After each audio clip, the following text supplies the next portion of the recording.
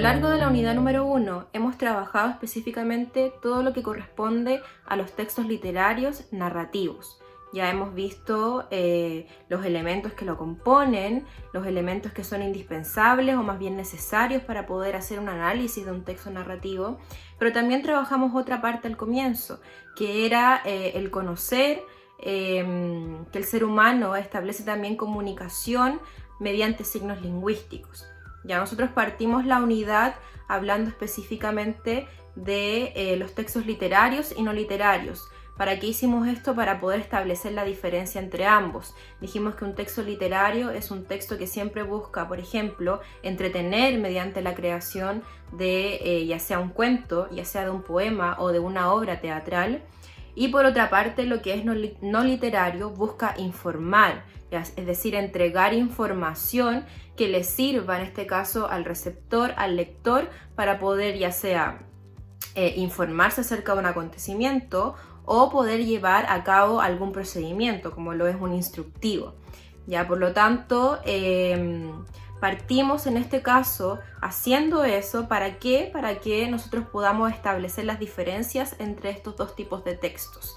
Es decir, ustedes ahora como estudiantes del preuniversitario preparación ética debiesen ya manejar las diferencias y debiesen diferenciar un texto literario de un texto no literario.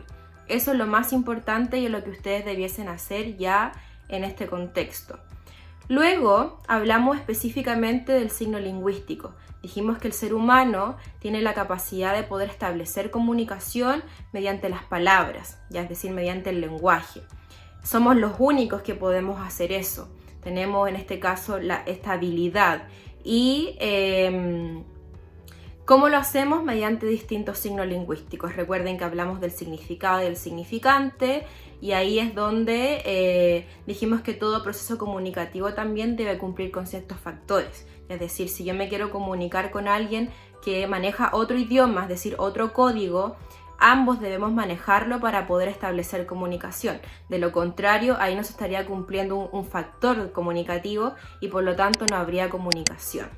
Luego de eso, trabajamos específicamente lo que es la coherencia y la cohesión. Y dijimos que la coherencia y la cohesión se puede llevar a cabo en todos los textos, ya sea literario o no literario. Dijimos que la coherencia es el desarrollo de las ideas progresivas en torno a un tema. Es decir, si yo voy a hablar, por ejemplo, de la pandemia, tengo que desarrollar las ideas progresivamente en torno a ese tema.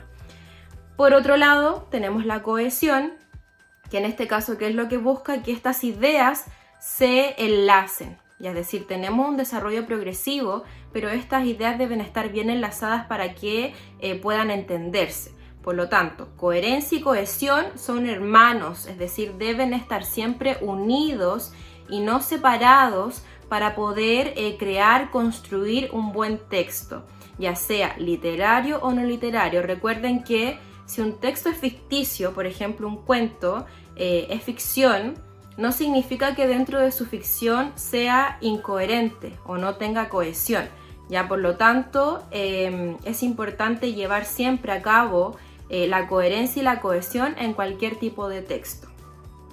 Por otra parte, nos adentramos específicamente en todo lo que son los elementos narrativos.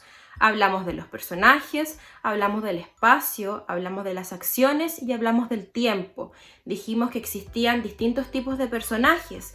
Dijimos que existían los personajes según su importancia dentro de la narración, según su evolución y también sus rasgos característicos, es decir, la forma en la cual se caracteriza dentro de la historia.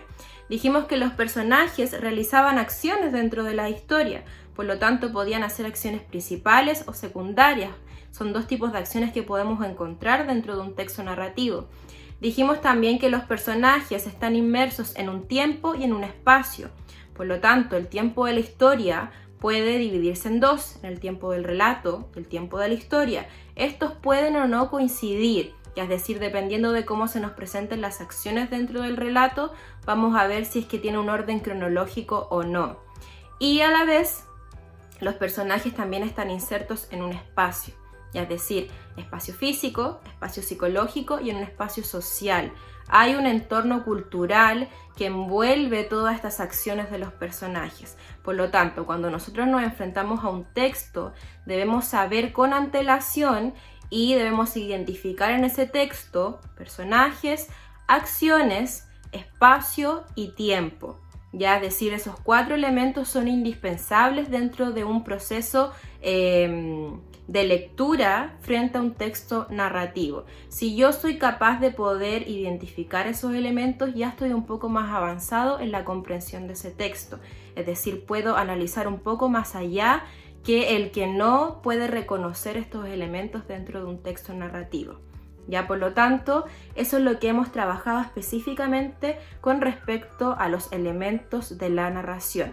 Y en la última clase trabajamos lo que son los conflictos. Toda narración tiene un conflicto, que es la problemática que se debe resolver. ¿Cómo se resuelve? Mediante el actuar de los personajes. Es decir, algo ocurre para que ellos realicen distintas acciones y se motiven a actuar, a resolver este conflicto.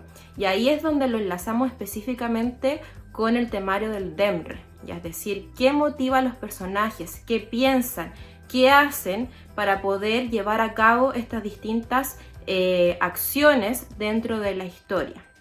Dijimos que existían distintos tipos de personajes y también distintos tipos de conflicto.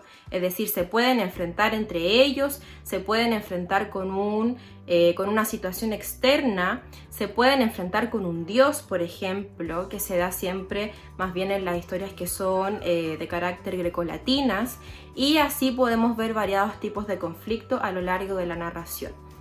Eso hemos trabajado a lo largo de la unidad número 1, que corresponde a narrativa. Así que espero que todos ya con este resumen puedan realizar esta especie de síntesis mental y así poder continuar con la unidad y terminarla de la mejor manera. Un abrazo, que estén bien.